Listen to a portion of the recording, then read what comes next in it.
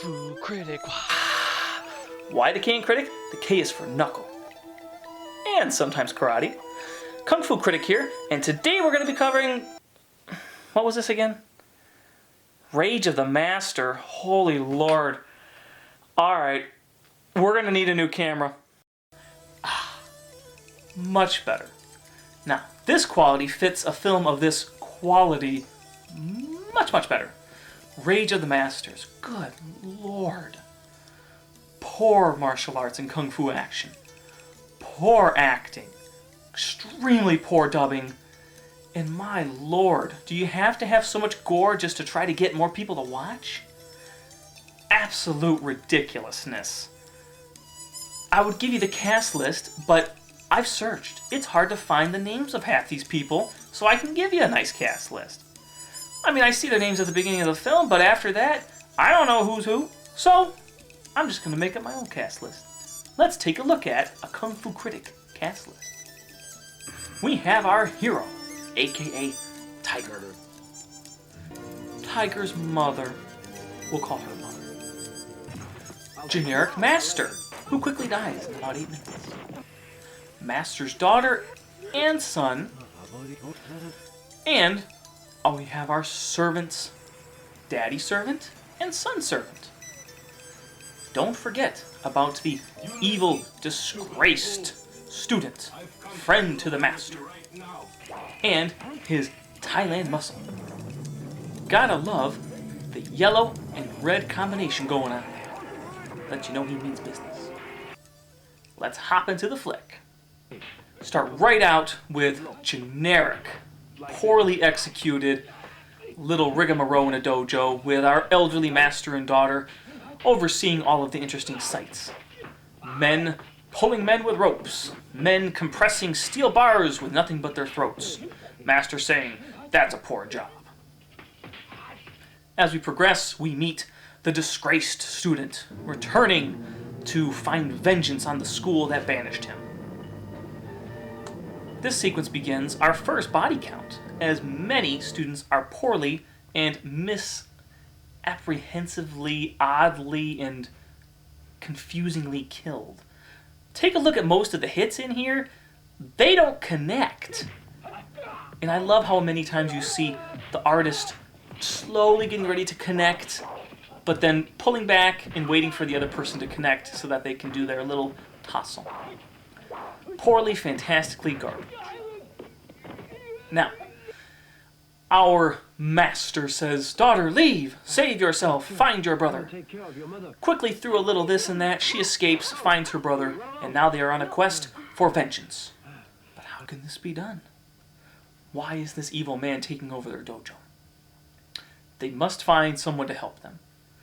That is where our hero, Tiger, comes in. Don't you love how when they transferred this to VHS, there was not even an attempt to keep people in frame? You know they can do it. I've seen more than a few films. You just shift it slightly and we get a character in frame. But we have 1, 2, 3. Good Lord. Let's just put somebody on the screen. This one goes on for about 5 minutes, where you see no one, and there's no voices. You just get to see the wall. That's entertainment. Daughter of Master and son of Master approach with the help of elderly servant and servant's son, bringing a live chicken and a rather fancily wrapped present. Where they got this, I don't know. Maybe they let him go back into the dojo to get some gifts so that they could try to parlay some help. But our handsome Tiger here is no longer allowed to fight due to a promise to his deceased father. He will no longer use any of his martial arts skills. What's going on back at that dojo? Why, it's been revamped. It is now a beautiful and glorious amusement casino. We see a few interesting things. We see some interesting tumbling going on here by these pretty ladies. We see a woman getting daggers thrown at, but never see the daggers actually fly, so a cheap edit cop-out.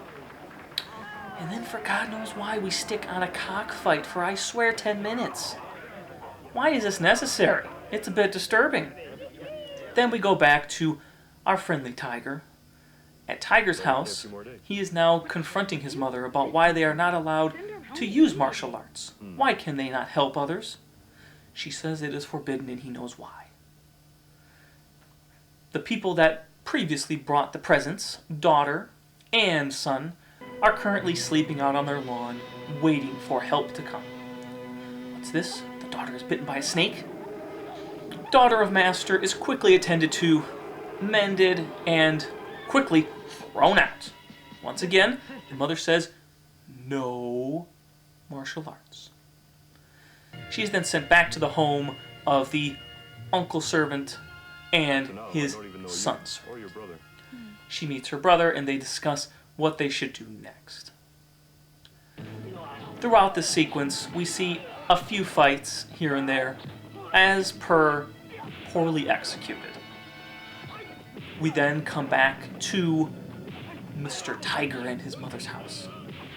Eventually, our daughter of Master and son of Master are attacked yet again. This leads to them eventually returning to Tiger and his mother's home. Poor mother, she's ill. Now it's the daughter of Master's turn to take good care of her and help her. Tiger says, I'll return shortly. Tiger leaves.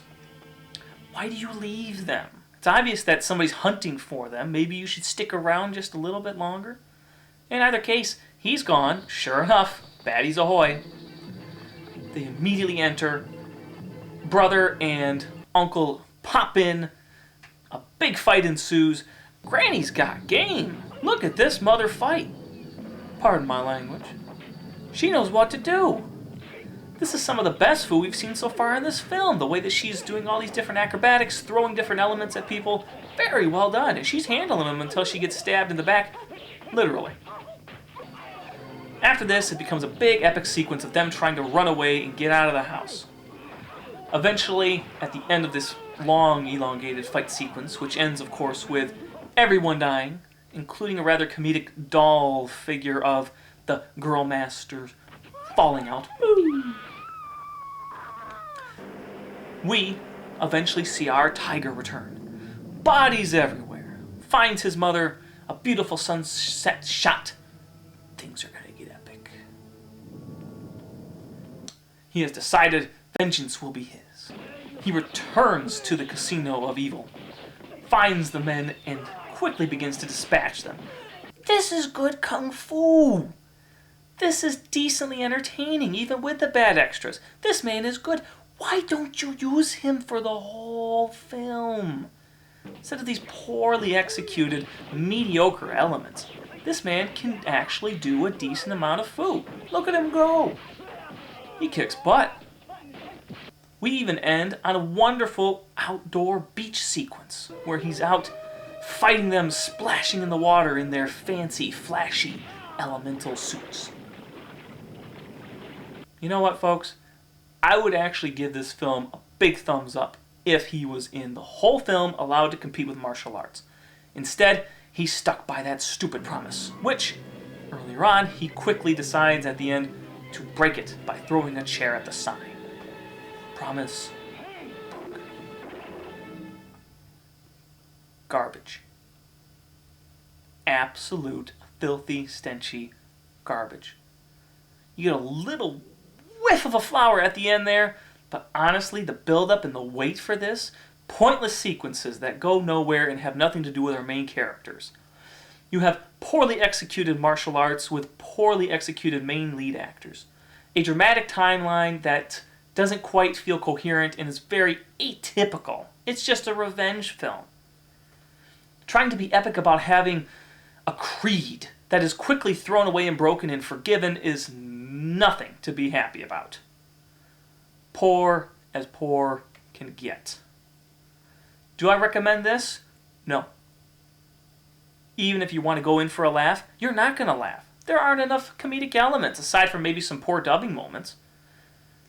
I say, stay away from Rage of the Master. This is the Kung Fu Critic, signing out. Everybody's favorite spot,